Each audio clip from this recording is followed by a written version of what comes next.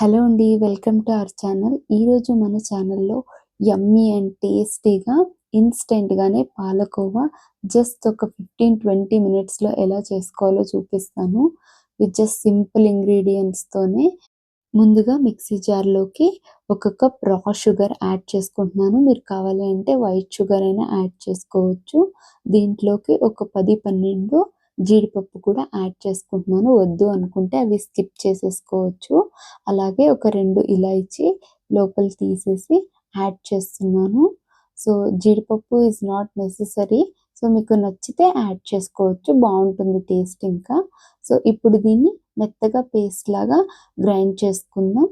ఇప్పుడు స్టవ్ మీద ఒక మందపాటి ప్యాన్ పెట్టుకుని దాంట్లోకి ఒక 2 కప్పుల మిల్క్ పౌడర్‌ని యాడ్ చేసుకుంటున్నాను.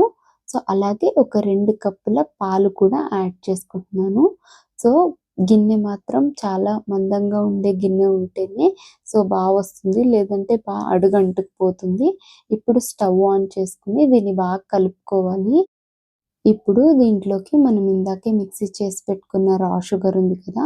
సో, దాన్ని కూడా యాడ్ చేసేసి ఒకసారి కలుపుకుంటున్నాను.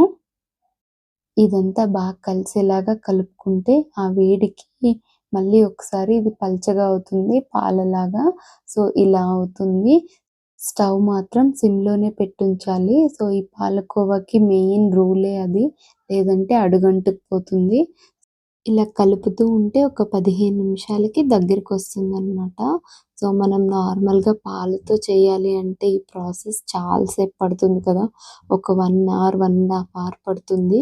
సో, ఇలా అయితే ఈజీగానే చేసేసుకోవచ్చు. సో, దీంట్లోకి ఒక 2 స్పూన్స్ నెయ్యిని కూడా యాడ్ చేసుకుంటూ కలుపుకుంటున్నాను.